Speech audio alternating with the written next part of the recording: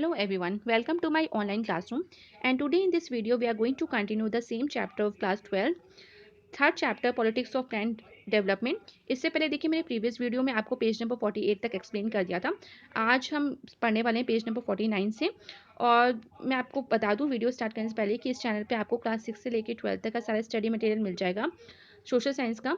तो प्लीज़ इस वीडियो को लाइक करिए, शेयर करिए और साथ ही इस चैनल को सब्सक्राइब भी कर लीजिए।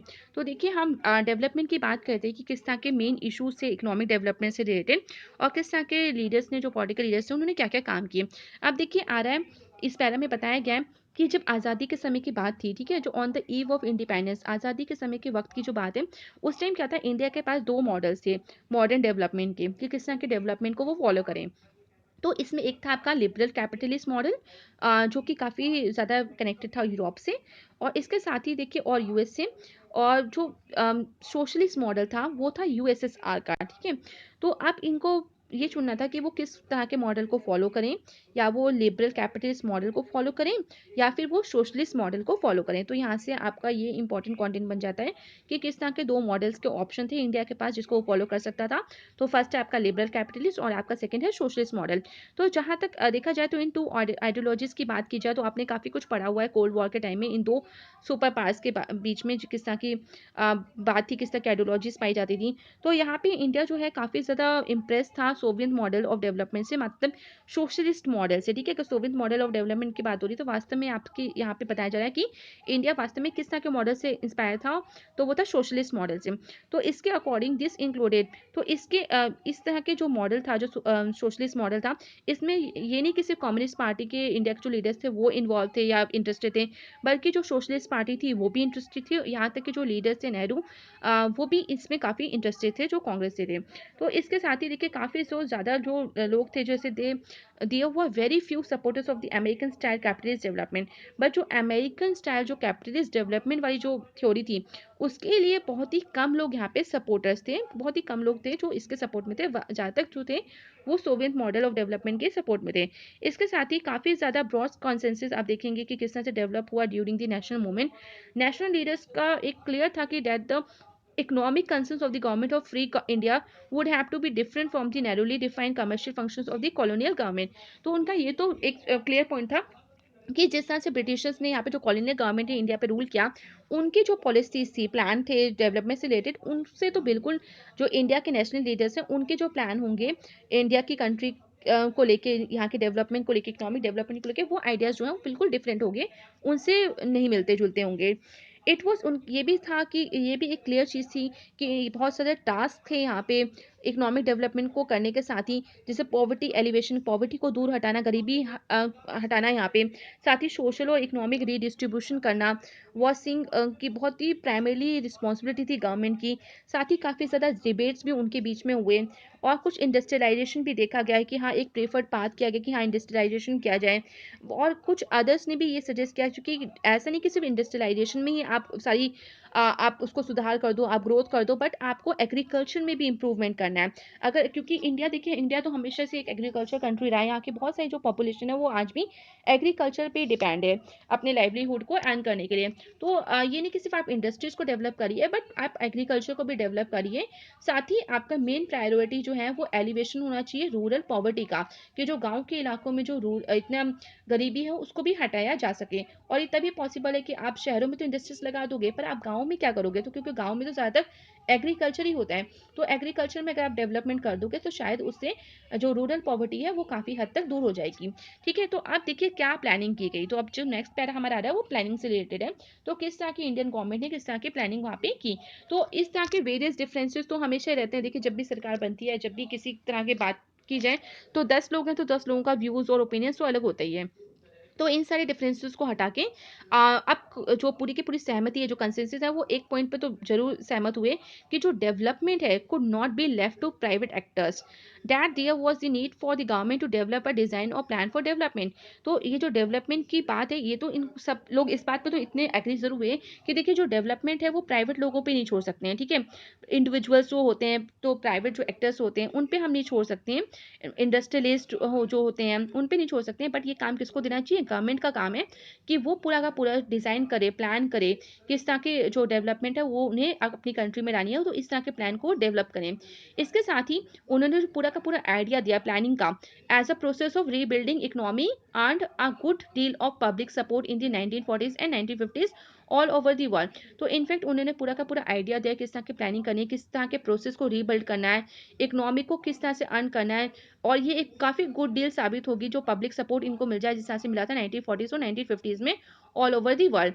तो यहाँ पे देखिए काफ़ी ज़्यादा इनको यहाँ से सीखने को मिला, जैसे कि ग्रेट डिप्रेशन हुई थी यूरोप में, तो वहाँ से काफ़ी लोग समझ गए, यूरोपियंस कंट्रीज़ भी समझ गई कि किस तरह से उनको अपनी इकोनॉमी को रीबिल्ड करना है। इसके साथ ही देखिए जो इंटर वॉर, ठीक है, इसके बाद ही जो इंटर वॉर में रिकंस्ट्रक्शन वर्क जो हुआ था, तो वहाँ से भी जापान और जर्मनी को सीखने को मिला काफ़ी ज़्यादा कि किस तरह से अपनी इकोनॉमी को और स्ट्रॉन्ग करना है। इसके साथ ही काफ़ी ज़्यादा जो इकोनॉमिक ग्रोथ है वो against heavy odds in the Soviet Union in the 1930s and 1940s contributed to this consensus. तो इस तरह के जब सोवियत यूनियन के टाइम पे भी बातें देखी गई तो किस तरह से उन्होंने अपनी इकोनॉमिक ग्रोथ को कि ठीक है जो भी उनका लॉस हुआ उसको छोड़ के किस तरह से फिर से अपनी इकोनॉमी को खड़ा किया, उन्होंने दोबारा से उसको रिगेन किया। तो इस तरह की चीज़ों से भी काफ़ी ज़्यादा कंट्रीब्यूशन मिला और काफ़ी ज़्यादा बातें समझने को मिली। तो आप देखिए प्लानिंग कमीशन, ठीक है? तो इसी की वजह से एक सडन इंटरवेंशन जो था कि ऐसा नहीं था कि प्लानिंग कमीशन एकदम रातों-रात बन गया, ठीक है? इसके लिए भी काफ़ी ज़्यादा सोच हुई, काफ़ी ज़्यादा डिस्कशन हुआ, डिबेट के थ्रू ये प्लानिंग कमीशन एक तरह का प्लान इंट्रोड्यूस किया गया। इसके साथ ही ये काफ़ी इंटरेस्टिंग फैक्ट भी रहा हिस्ट्री में।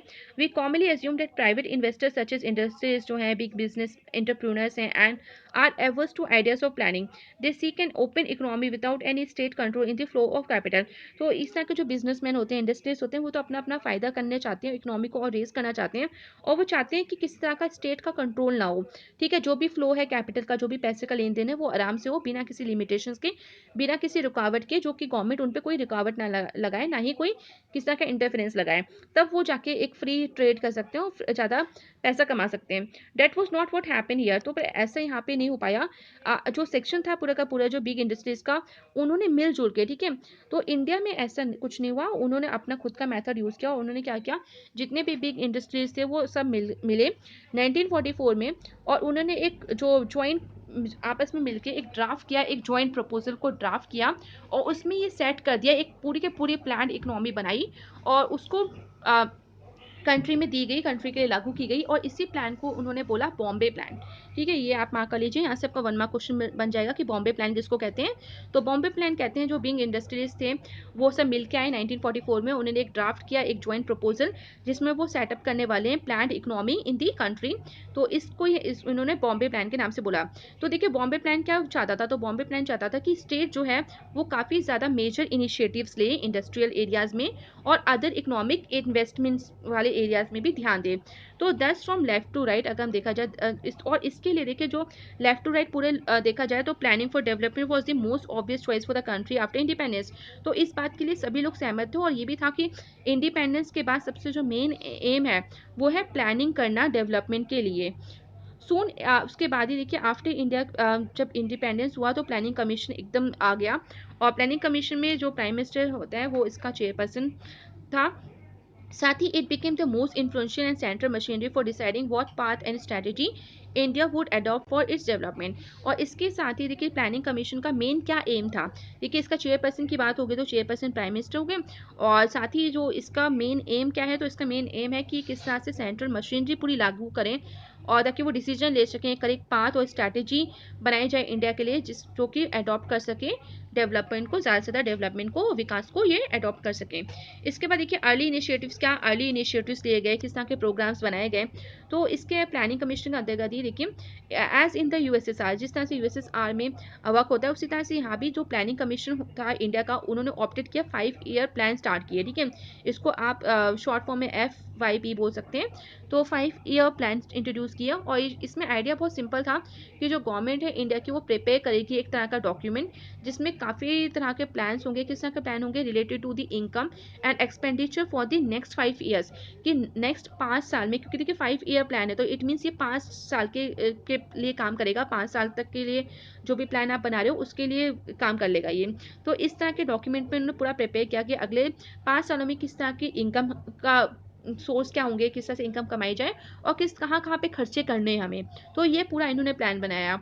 उसके बाद अकॉर्डिंगली द बजट, इसी तरह से इसके बाद इसके अकॉर्डिंग ही 5 साल में के जो खर्चे होंगे, जो कमाई होगी, उसके अकॉर्डिंग इन्होंने पूरा बजट प्रिपेयर कर लिया। ठीक है, सेंट्रल का and all the state governments is divided into 2 parts. और इसके साथ पूरा जो बजट था इसका, उसको सेंट्रल स्टेट गवर्नमेंट्स के बीच में बांट दिया गया 2 पार्ट्स में। एक था non plan budget, that is, तो ये सब आपका इंपॉर्टेंट लाइन आ रही है, इसको मार्क कर लीजिए। तो देखिए यहीं से क्वेश्चन बनेगा और ये सारे पॉइंट्स आपको लिखने होंगे। तो एक है आपका देखिए non plan budget, that is spend on routine items on a yearly basis. ठीक है, कि जो भी नॉन प्लान बजट में कौन सी चीज़ें आ रही हैं, किस चीज़ों पे आप खर्च करोगे, जो रूटीन आइटम्स होते हैं, जो ईयरली बेसिस पे जो भी चीज़ों की जरूरत होती है उस पे आप खर्चा कर सकते हो। आप देखिए एक प्लान बजट बनाया, ये इसमें क्या था, इसमें आप वो चीज़ों पे स्पेंड करोगे जो 5 year basis as per the priorities fix by the plan, कि जो भी चीज़ें हैं जो स्पेंड करनी है 5 ईयर बेसिस, 5 साल में किस तरह की चीज़ों को ज़्यादा प्रायोरिटीज़ दी गई हैं, कि उन पे आपको खर्च करना है पूरी फुल प्लानिंग के साथ। तो उन चीज़ों पे आपको ये पैसा खर्च करना है, वो जो है वो प्लान बजट में फिक्स कर दिया गया। और ये फिक्स किया गया अंतर्गत जो इस प्लान था, प्लानिंग कमीशन का 5 ईयर प्लान, उसमें a 5 year plan has the advantage of permitting the government to focus on the larger picture and make long term intervention in the economy. इसके साथ देखिए 5 ईयर जो प्लान था उसका main advantage ये था कि ये परमिट करे गवर्नमेंट को कि फोकस करे ज़्यादा से ज़्यादा लार्जर पिक्चर पे, ज़्यादा से ज़्यादा इकोनॉमिक ग्रोथ पे, और ज़्यादा लॉन्ग टर्म इंटरवेंशन की जो भी विकास हो वो लॉन्ग टर्म होना चाहिए। ऐसा नहीं कि शॉर्ट टर्म विकास पे आप ध्यान दो, बल्कि लॉन्ग टर्म इकोनॉमी पे ज़्यादा ध्यान दिया जाए। इसके बाद देखिए नेक्स्ट पेज पे क्या है, तो नेक्स्ट पेज पे पूरा का पूरा ड्राफ्ट किया गया 5 ईयर प्लान, और इसके साथ ही जो एक्चुअल प्लान डॉक्यूमेंट था जो रिलीज किया गया दिसंबर 1951 में, और इसमें जनरेट किया गया a lot of excitement in the country. लोगों को काफ़ी एक्साइटमेंट रही कि क्या होगा 5 ईयर प्लान्स में। तो यहाँ पे people from all works of life, तो हर तरह से जो पब्लिक थे, पीपल थे सोसाइटी के डिफरेंट डिफरेंट फील्ड से, वो आए, एकेडमिक से हो, जर्नलिस्ट से हो, गवर्नमेंट हो, प्राइवेट सेक्टर एम्प्लॉयज़ हो, इंडस्ट्रीज हो, फार्मर्स हो, पॉलिटिशियंस एक्सेट्रा। तो इन सब ने डिस्कस किया, डिबेट किया इन डॉक्यूमेंट्स पे एक्सटेंसिवली। और साथ ही the excitement with planning reach its peak with the launching of the second 5 year plan in 1956। इसके साथ ही देखिए एक्साइटमेंट ऐसे नहीं थे सिर्फ 5 ईयर प्लान के साथ ही खत्म हो गई या रह गई, बट इसके साथ ही ये काफ़ी हाइट पे पहुंच गई इस तरह की एक्साइटमेंट जब लॉन्च हुआ सेकंड 5 ईयर प्लान जब 1956 में। और इसको कंटिन्यू करा गया somewhat till the third 5 year plan. इसके साथ ही थर्ड 5 ईयर प्लान भी आया 1961 में। The fourth plan was due to start in 1966. By this time, the novelty of planning had declined considerably, and moreover, India was facing acute economic crisis.